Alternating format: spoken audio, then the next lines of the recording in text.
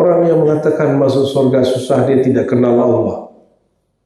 Dia tidak kenal Allah. Masuk surga mudah. Jagalah satu nama Allah, hafalkan satu nama Allah, ma'rifatkan satu nama Allah, bawa hari-hari, bawa hidup. Hiduplah dengan nama itu, matilah dengan nama itu, dakhaltal jannah. Allah mengharamkan neraka, menyentuh orang yang baca. Carilah mursyid yang mengajarkan zikir. Untuk teman-teman yang menonton kajian ini, jangan lupa bersalawat kepada Nabi kita Rasulullah Muhammad sallallahu alaihi wasallam. Allahumma salli ala Muhammad wa ala ali Muhammad. Sallallahu ala Muhammad sallallahu alaihi wasallam. Allah memiliki 99 nama. Kata 99 ini bukan batasan. Ini al-asma'ul husna. Jadi yang dimaksud 99 itu al-asma'ul husna. Apa beda asma'ul husna dengan asma' yang lain? Asma'ul husna ini nama-nama yang indah yang telah ditulis di Quran, yang disebutkan dalam hadis Nabi alaihi salatu wassalam. Dari 99 nama itu, nama yang pertama disebut itulah nama yang ke-100. Lillah. Banyak sekali orang debat apa nama ke-100.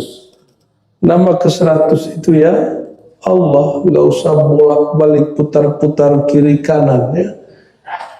99 itu lafaz Allah belum masuk. Maka yang 100-nya adalah lafaz Allah. Lafaz Allah ini dapat diurai ya. Ada alifnya, ada lamnya, ada tasdiknya, ada hu-nya. Maka nama yang ke-100 pun jika diringkas dia menjadi huwa. Hu. Maka dalam surat Al-Ikhlas, Qul hu Allah ahad. Ada berapa? Qul huwa. Huwa itu waw, itu bukan waw asli, itu waw zaidah, waw tambahan. Al-asla fihi hu. Orang Arab sangat faham kalau Arabnya ngerti, Pak. Kalau Arab jahiliyah nggak paham. Yang asal adalah hu, maka zikir hu bukanlah bid'ah. Yang mengatakan zikir hu bid'ah mungkin pandangan ini belum sampai kepada dia. Kita husnuzon saja jika dia seorang ulama, tapi jika dia menolak itu urusan dia. Ya, Syekh ya, Ali Mahfuz nulis kitab judulnya Al-Ibda fi Madaril Ibtida, ya, kumpulan bid'ah. Lalu beliau sebutkan polemik orang-orang tentang apakah hu bagian dari nama Allah. Dan sampailah dia pada kesimpulan di Quran huwa adalah nama Allah. Coba perhatikan, hafal ayat kursi dah. Hafal. Allahu la ilaha illa hu. Ayat kedua surat Ali Imran. Alif Lam Mim. Allahu la ilaha illa hu. 3 ayat terakhir surah Al-Hasyr. Wallahu alladzi la ilaha illa hu. Kenapa tidak disebut Allah huwa, tapi huwallah. Dia huwa, baru Allah. Maka asalnya Allah pada hu. Asal lafaz Allah ada pada lafaz hu. Mengerti ini juga bagian daripada la yahfazuha, tiadalah dia menghafalnya. Dan orang hafal faham maknanya lebih utama daripada hafal tapi tidak faham maknanya. Ditambah air hangatnya. Ya, oke. Allahumma salli ala Sayyidina Muhammad. Jadi nama Allah. Maka berzikir Allah itu masyru' fid din, bagian dari yang disyariatkan dalam agama, bukan bid'ah. Bukan bid'ah. Atau Allahu itu bagian dari hal yang dibolehkan dalam agama. Oh, mungkin ada yang berkalam ini, tidak ada dicontohkan Nabi. Adakah contoh yang lebih jelas daripada Al-Quran? Ada nggak? Nggak ada. Dan Quran mengajarkan Wallahu alladhi la ilaha illahu. Maka Sayyidi Abil Hasan Al-Syazili Qaddasallahu sirrahu, Imam Sunnah, imam yang mewarisi zikir-zikir sunnah Nabi alaihi salatu wassalam, mengajarkan salah satu cara memanggil Allah tidak hanya ya Allah, tapi boleh memanggilnya dengan Yahu, ya. Dan beliau mengatakan idza qala al-'abdu yahu qala Allah ana rabbuka ya abdi. Jika hamba mengatakan wahai dia, Allah akan menjawab akulah Tuhanmu wahai hambaku. Ya, maaf merepotkan dikit ya. Orang masjid nggak punya kompor ya. Allahumma salli wa sallim barik alaihi.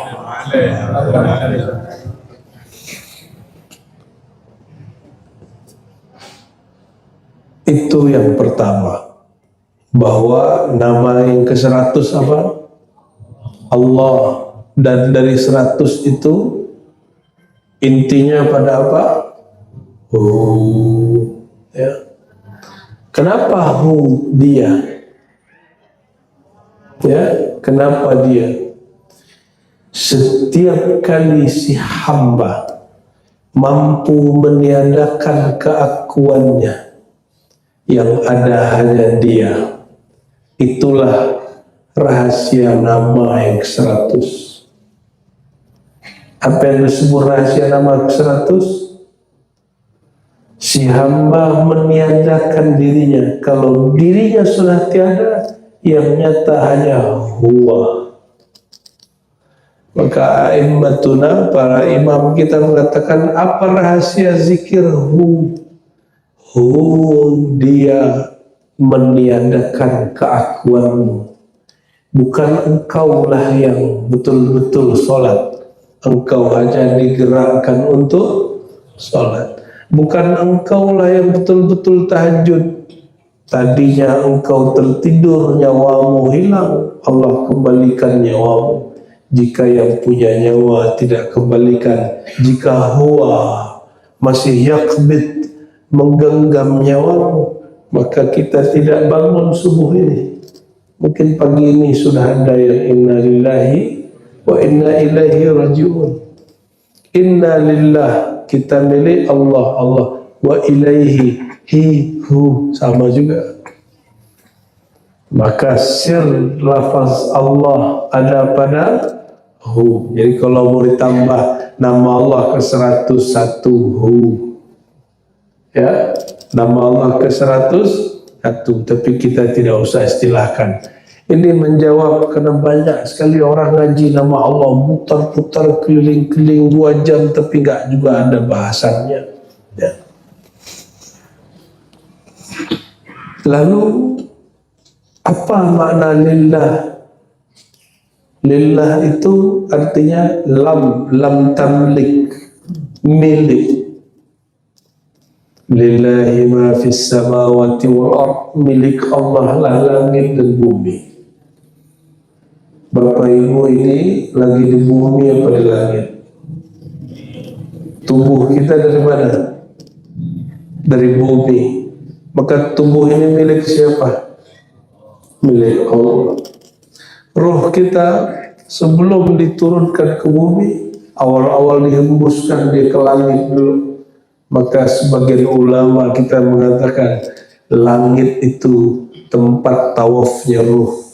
Wallahu a'lam bisawab. Maka langit bumi diri kita yang zahir tubuh, diri kita yang batin ruh, milik Allah subhanahu wa ta'ala. Inilah makna ayat di Quran, lahul khalqu wal amru, miliknya lah penciptaan, miliknya lah hembusannya. Allahumma salli ala sayyidina Muhammad. La yahfazha illa dakhala al-jannah. Mudah sekali masuk surga. Siapa bilang masuk surga susah? Orang yang mengatakan masuk surga susah, dia tidak kenal Allah. Dia tidak kenal Allah. Masuk surga mudah. Jagalah satu nama Allah, hafalkan satu nama Allah, ma'rifatkan satu nama Allah, bawa hari-hari, bawa hidup. Hiduplah dengan nama itu, matilah dengan nama itu, dakhaltal jannah, engkau sudah masuk surga. Ya, man dakhalaha la yadkhulaha. Ya, maka di sini disebutkan la yahfazuha illa dakhala jannah. Tiadalah orang itu menjaga, menghafal, memahami, menghayati nama Allah itu kecuali dia pasti masuk surga. Hadis yang masyhur sering kita dengar, taman-taman surga. Kata Nabi, para sahabat diperintahkan, idza marartum biriyadil jannah, jika kalian melewati kebun-kebun surgawi, maka hendaklah singgah lalu mencicipi. Farta'u artinya ikutlah mencicipi, ikutlah memetik. Lalu sahabat bertanya, apa itu wahai baginda? Lalu Nabi menjawab, hilaqud dzikr, halaqah zikr. Maka perhatikan Bapak Ibu, jangan pernah ganggu majelis zikir. Jangan pernah ganggu majelis tariqah yang di situ ada zikir, majelis salawat, majelis ilmu, karena itu kebun-kebun surga. Sekali Anda mengganggunya, hurimtal jannah, engkau haram masuk surga. Kenapa? Itu adalah surga yang disegerakan. Nabi SAW dalam hadis yang lain mengatakan surga itu tidak pernah dipandang mata, tidak pernah didengar telinga, tidak pernah terbersit hakikatnya di dalam kolbu. Tapi di hadis yang lain beliau mengatakan tamannya ada pada halaqah zikir, tamannya ada pada halaqah ilmu. Tentu bukan semua zikir, bukan semua ilmu. Kalau orang ngaji isinya menghina majelis yang lain, itu bukan halaqah zikir, itu halaqah penghinaan. Kalau majelisnya mencari kesalahan-kesalahan sesama muslim atau mencari kesalahan orang beda politik, itu bukan majelis zikir, itu majelis pengamat politik. Di musim-musim tertentu, masih ingat masjid-masjid dimanfaatkan orang untuk kepentingan politik tertentu, betul? Oh, alasannya Islam tidak boleh pisah dari politik. Kalimat Anda salah. Politik tidak boleh lepas dari Islam. Bukan Islam tidak boleh lepas dari politik. Islam tidak butuh politik. Politik butuh Islam. Jangan dibalik. Islam tidak butuh. Kenapa? Inna dina indallahil Islam. Islam itu di sisi Allah. Tapi apakah politik kita sudah di sisi Allah? Apakah thariqah kita sudah di sisi Allah? Apakah majelis kita itu di sisi Allah? Belum tentu. Belum tentu. Oleh karenanya jangan pernah politisasi Islam, karena Islam itu suci. Orang Islamnya belum tentu suci. Yang kita doakan para pemimpin kita, Allah beri cahaya di kolbunya, menjadi pemimpin yang amanah, pemimpin yang adil. Amin ya rabbal alamin. La yahfazuha ahadun illa dakhala jannah.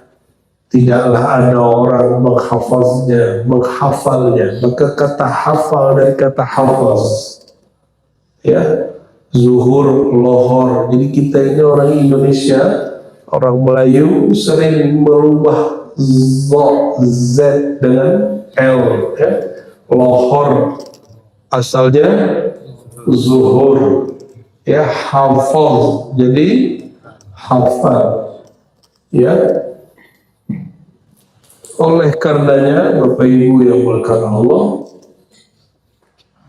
mulailah di majelis ini, Masjid Syuhada ini, ya, kalau ada majelis zikir, mulai baca Al-Asma'ul Husna. Nanti kalau ada orang wafat, Allah pandang, ya, dikirim malaikat maut, nanti malaikat maut ngecek adakah nama Allah di dalam diri orang itu, ya. Dan guru-guru kita menyuruh kita berzikir seperti disebutkan dalam kitab, ya, Imam As-Sunusi. Kata beliau, bacalah nama Allah dengan fikiran dan qalbumu, sehingga nama itu mengalir di setiap darahmu. Darahmu mengalir pada pembuluh darah di tubuhmu, menjadi daging, menjadi tulang, masuk ke sumsummu, menjadi kulitmu, tumbuh jadi rambutmu, sehingga namanya menyatu nurnya di dalam dirimu. Kalau sudah begitu, malaikat maut berani nggak cabut keras-kerasan?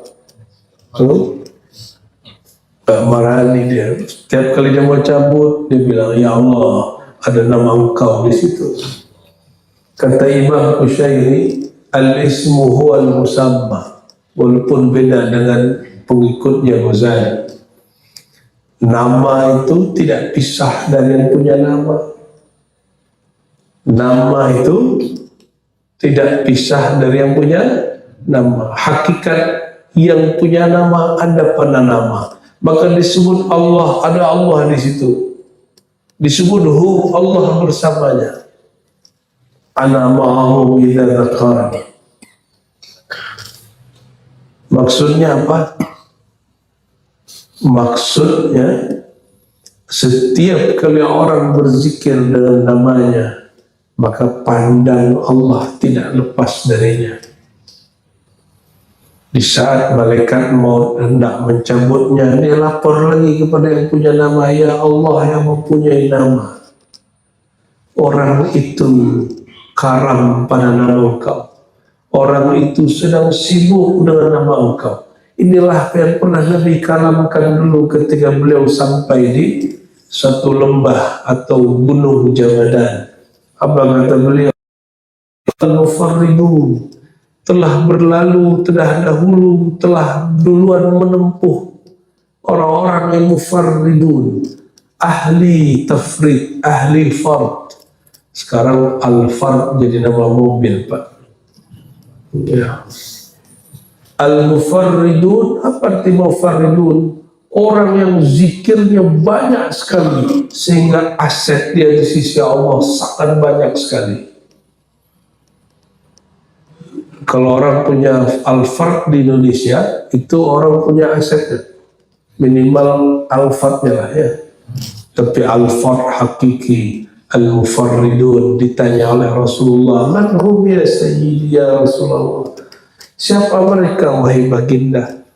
Beliau menjawab, humul mustahtirun. Di riwayat kedua, al-dzakirun Allah katsiran wa dzakirat, itu laki perempuan yang banyak berzikir, sehingga dia tidak hitung-hitung lagi zikirnya. Maka zikir kita 33 100 masih dihitung.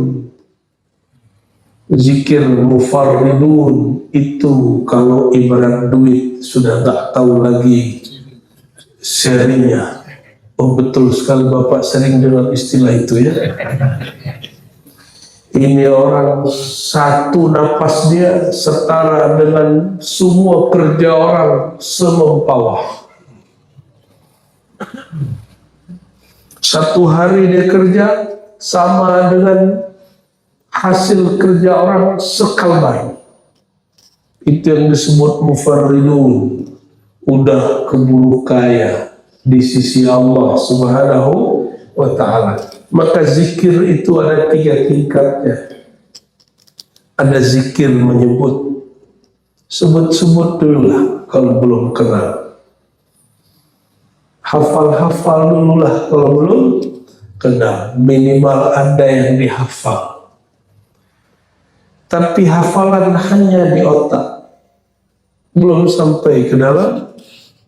Nah, kalau ingin masuk ke dalam kolbu, carilah guru mursyid.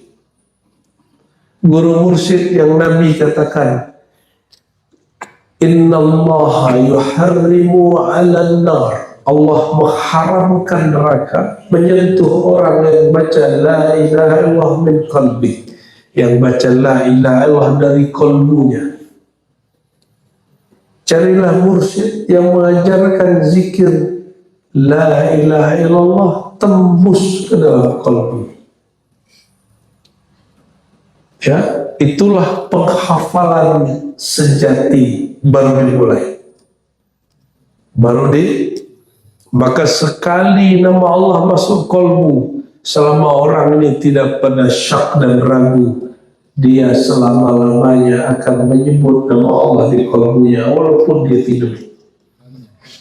Walaupun dia lalai, kata orang, tapi di kolbunya sudah bergerak nama Allah Subhanahu wa ta'ala. Mulailah orang ini kalau sudah dibimbing guru mursyid, mulai sadar sholatnya ternyata belumlah khusyuk, zikirnya selama ini ternyata hampa, hafalannya ternyata ria, sholatnya penuh dengan bangga-bangga. Barulah dia sadar di kolbunya banyak noda. Barulah dia tahu cara, oh begini cara membersihkan kolbu. Dosa kolbu bersihkan dengan zikir kolbu. Sombong itu di kolbu atau di mana Bapak Ibu? Sombong paling bahaya bukan sombong punya alfa, tapi sombong punya ilmu, sombong punya thariqah, sombong ikut manhaj aliran tertentu. Itu sombong yang paling dibenci Allah. Ya, sombong yang paling dibenci. Kalau sombong karena dunia fana. Tapi sombong karena ilmu, sombong karena manhaj, ilmu itu milik kita atau milik Allah? Jika Bapak ini punya baju, saya pinjam, apakah itu jadi milik saya? Enggak. Saya pinjam sandal Bapak itu 2 hari 3 hari, setelah 3 hari jadi milik saya? Enggak. Tubuh ini pinjaman dari Allah, ilmu ini pinjaman dari Allah. Maka kalimatnya di Quran, walladzina utul ilma, orang-orang yang diberikan ilmu, yang dipinjamkan ilmu. Maka orang alim semakin dia berilmu, semakin dia merasa tidak berilmu. Allahumma salli ala sayyidina Muhammad. Dan orang yang merasa paling tidak berilmu itulah yang disebut abdun. Orang begini baru punya syarat, memenuhi rukun dan syarat di Isra dan Mi'rajkan rohaninya. Sebagaimana rohani dan jasad Rasulullah SAW di Isra Mi'rajkan, maka para wali di Mi'rajkan rohaninya tanpa jasadnya.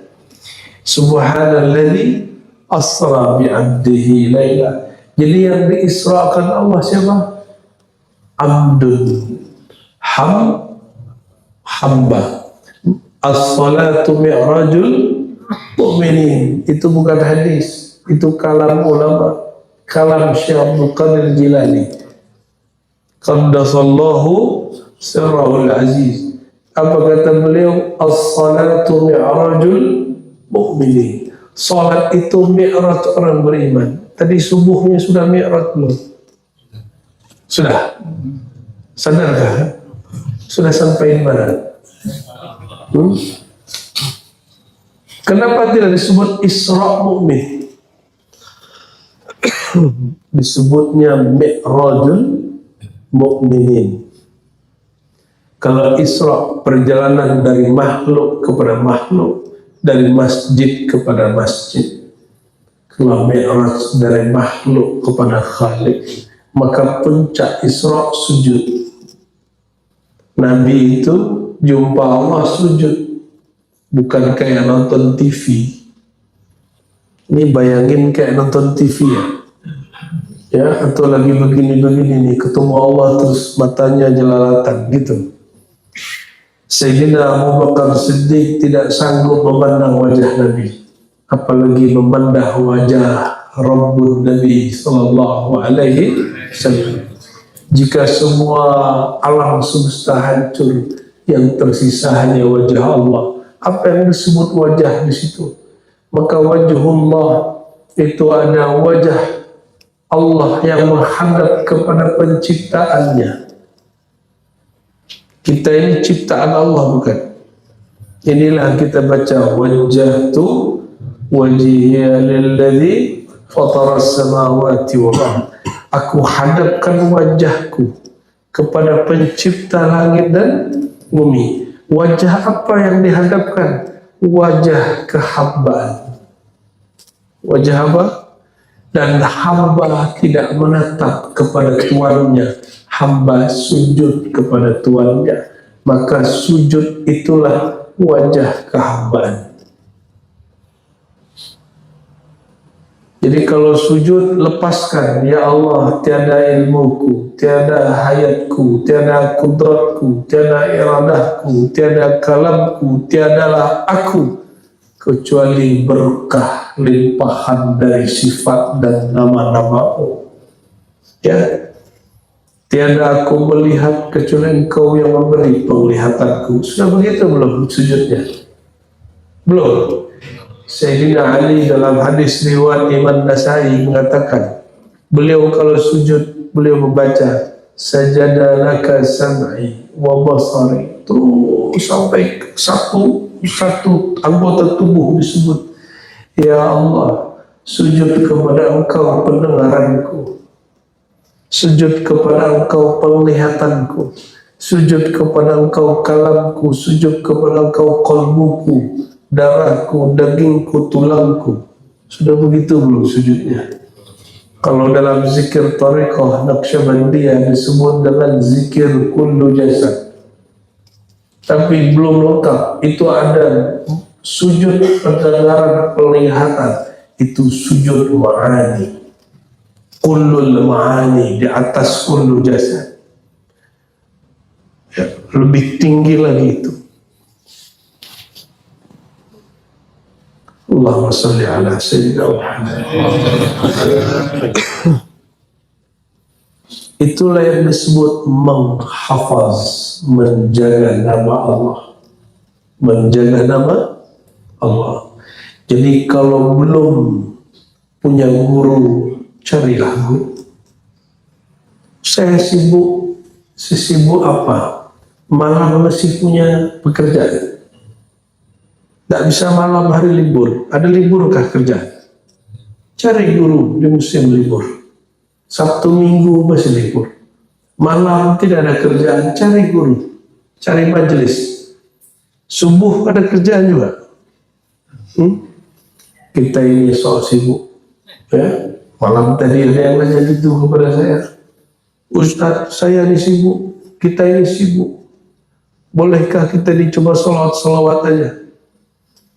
Ya, kalau engkau sibuk untuk tidak mengenal Allah dan Rasulnya, nanti Allah ketika engkau minta tolong mengatakan, aku lebih sibuk, wahai hambaku. mau digituin Allah. Itulah makna ana inna zanni abdi. Tergantung engkau wahai hambaku. Jika kau sok sibuk, aku pun sok sibuk. Aku maha sibuk. Kullu yawmin huwa fi sya'nin. Setiap hari dia sibuk sekali. Kalau hitung-hitungan sibuk, Allah lebih sibuk dari kita. Rasulullah itu makhluk paling sibuk. Tapi sebelum meninggal, yang dibacanya bukan apa-apa. Bukan anakku, bukan Fatimah, bukan fulana, bukan Hasan Hussein, bukan itu yang dibacanya.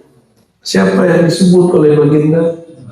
Antum semua ini, ummati, ummati. Maka kalau baca sholawat, iktikadkan hati kita mendengar ummatinya Nabi. Ketika beliau mengatakan ummati, ketika beliau sakaratul maut, bayangkan itu, pasti terbit air matanya, pasti terbit kerinduannya. Cuma mungkin kolbu sudah bernoda, karena noda merasa berilmu, atau noda merasa apa, saya tidak tahu, sehingga rindu itu tidak muncul. Baca itu, wahai sosok yang mengingat kami di saat kami belum ada. Wahai sosok yang selalu memikirkan kami di saat kami tidak pikirkan engkau. Wahai sosok yang menyempatkan untuk mendoakan kami di saat kami sok sibuk. Isfa'alana ya Sayyidi ya Rasulullah. Beri syafaatlah kami. Ya. Bapak saudara bukan Allah. Cari guru mursyid. Ya. Sehingga kolbu kita tembus nama Allah.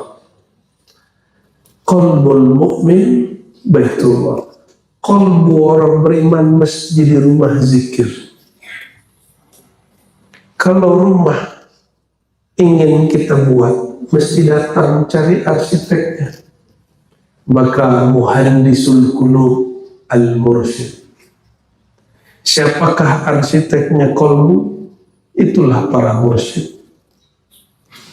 Orang-orang yang tahu cara merawat kalbu, membangun rumah Allah di kalbu.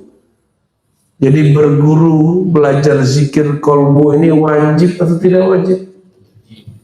Tapi syaitan senangkah dengan ahli zikir? Senang gak?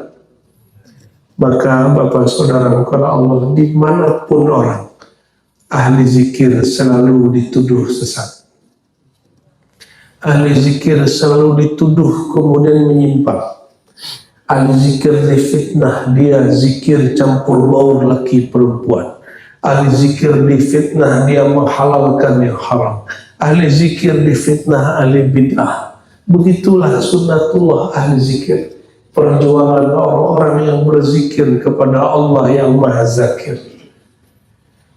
Jadi kalau punya guru atau ikut guru, nanti dikata orang, kamu gak takut gila, ya? Betul gak? Gila dunia boleh, gila zikir kenapa gak boleh? Coba cek Pak, adakah Bapak Ibu yang betul-betul gila zikir? Kalau kerja berangkat pagi, pulang petang, betul? Ya, sampai hari Jumat pun masih kerja, sampai tidak sempat sarapan di rumah, sarapan di jalan. Ya, itu gila. Gila itu orang. Ya, sampai bungkus-bungkus nasi masuk kantor. Itu gila itu. Gila itu. Ente gila itu ya. Zikir, nggak ada yang sanggup zikir di atas 2-3 jam. Terus kenapa kita zikirnya disebut gila? Ya? Kita setiap Ramadan 10 hari terakhir kita buat khalwat, iktikaf. Itu kawan-kawan disuruh zikir 70.000, baru 1.000 kakinya sudah sakit. Sakit buya, sakit buya. Kita ajak lagi zikir terus. Hari pertama baru putar 100 kali 10 sudah pegal. Hari kedua naik 2.000. Hari ketiga naik 5.000. Hari berikut, gak perlu lagi Pak dihajar ya. Dia sudah punya cara sendiri. Khatam 11.000. Ya, tahu-tahu udah selesai. Alhamdulillah. Semua orang harus melewati pegel, harus melewati kegilaan. Kalau hidup kita ini nggak mau menempuh kegilaan, nggak mau menderita sedikit saja, nggak mau ambil resiko sebentar saja, barang sebentar kita ini susah. Insya Allah kalau mau menempuh 3 tahun lagi, 5 tahun lagi kita tidak kesusahan. Orang yang berani ambil resiko untuk bekerja di dunia bisnis, setahun 2 tahun nasib dia berubah. Tebak orang-orang yang masih istiqomah miskin ini, kenapa? Karena takut mulai bisnis, karena takut ambil resiko. Sama orang kenapa dia tidak bergerak zikirnya kepada Allah, karena dia takut gila. Dia takut dituduh orang sesat. Takut kata orang. Itu ria. Ria itu bukan hanya sholat ingin dipandang orang, pergi haji umrah ingin dipanggil Pak Haji, itu ria standar. Ria yang berbahaya, meninggalkan suatu amal karena takut disebut ria. Meninggalkan suatu amal karena takut disebut ahli zikir, itu ria yang sejati. Ya, orang menemukan dirinya yang sejati, ini malah dapat ria sejati. Orang jumpa kesejatian dirinya, dia malah dapat kesejatian syaitannya. Allahumma sholli ala sayyidina Muhammad. Ria itu di kolbu atau di kepala? Di kolbu. Maka yang bisa bersihkan kolbu hanya ahli kolbu. Muhaddisul qulub, ya, syekh, arsiteknya kolbu, supaya bisa membangun rumah Allah di kolbu, istana Allah di kolbu. Carilah arsitek terbaik. Jangan sembarangan menodai kolbu.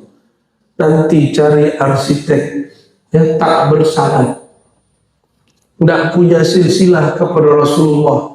Di kolbu kita sudah ada singgasana Allah, tapi malah dihancurkan dengan kata bid'ah, sesat. Ya. Kalimat ini buat orang tidak berani lagi zikir pagi sore, tidak berani lagi datang ke majelis syekhnya, tidak berani lagi mengambil talqin zikir kepada orang yang mempunyai sanad kepada Rasulullah SAW. Bapak Ibu, sholatnya bersanad ya. Sholat kita ini ikut guru kita bukan? Ikut guru apa buku? Ya, guru kita punya guru, gurunya punya guru, gurunya terus sampai kepada sang maha guru Sayyidina Muhammad SAW. Tapi itu baru sholat zahir. Sudahkah sholat yang batin? Sholat batin zikrullah fil qulub, zikir Allah di kolbu. Jika ada masjid tapi tidak pakai kubah, masih disebut masjid kah?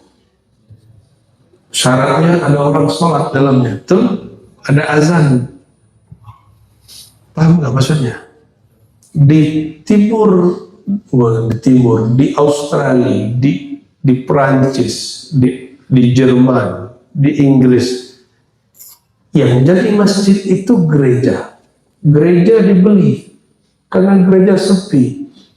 Orang-orang penganut agama tersebut kena pajak tinggi. Di Prancis itu Bapak Ibu, pajak negara dan per 10 dari gereja habis 60% lebih dari gajinya. Bapak kalau punya gaji 20 juta, 60% tambah lagi 10%, sisa berapa? Ya, habis. Makanya di sana jarang orang punya rumah besar-besar seperti di Mempawah. Ya. Di sana orang tinggal di apartemen kecil. Akhirnya gereja-gereja sepi, dibeli orang Islam, salibnya diganti dengan lafaz Allah atau bintang. bangunannya tidak penting, yang penting ada orang zikir di dalamnya, maka disebut masjid. Jadi masjid itu bukan bangunan berkubah, bukan bangunan punya menara. Masjid itu tempat orang berkumpul berzikir, itu masjid. Dari semua orang yang berkumpul di sini, yang benar-benar berzikir itu lisannya atau kalbunya? Lisan apa kalbu? Lisan ini hanya menerjemah kol. Kalau ada orang zikir dengan lisannya, kalbunya tidak ikut, apa sebutan Allah kepadanya? Fawailun lil qasiyati, ya, qulubuhum min dzikrillah. Surat Az-Zumar ayat 20 berapa itu, ya, 22 atau 23. Maka celakalah orang yang kalbunya keras untuk berzikir. Itulah yang disebut sesat. Ulaika fi dhalalin mubin. Orang sesat itu bukan orang bertariqah, bermajlis. Orang sesat itu yang kalbunya sulit berzikir, gampang baca ayat, orang itu orang sesat. Dan Allah menyebutnya dhalalin mubin, sesatnya nyata. Sesatnya nyata. Maka di Quran jika disebut ghairil maghdubi alaihim waladdallin, orang yang tidak dimurkai dan tidak sesat, sesat di situ kalbunya. Bapak Ibu yang bukan Allah, maka mulailah zikir bersanad bertalqin. Carilah mursyid mulia bersanad kepada Nabi mulia. Insya Allah kita nanti dapat syafaat uzma. Amin ya rabbal alamin. Oh, jam saya sudah jam 6 ya. Sudah terbitlah mataharinya di bawah. Semoga majelis ini diberkahi Allah dan semua yang hadir pagi ini, termasuk orang yang menjaga nama Allah di kalbunya. Dan siapa yang menjaga nama Allah dijamin masuk surga. Allahumma ja'alna mimman yuhafiz ala asma'ik. Ya Allah, izinkan kami orang-orang yang menghafal, menjaga namamu. Allahumma aktubna min ahli jannah. Ya Allah, tulis nama kami jadi ahli surga. Wamhu asma'na min diwalin nar. Dan hapuslah nama kami dari daftar ahli neraka. Allahumma jirna minan nar. Allahumma jirna minan nar. Allahumma jirna minan nar. Bihaqqi al-asma'il husna wa bihaqqi asma'ikal izam. Birahmatika ya arhamar rahimin. Wa sallallahu ala sayyidil mursalin. Walhamdulillah alamin. Mohon maaf.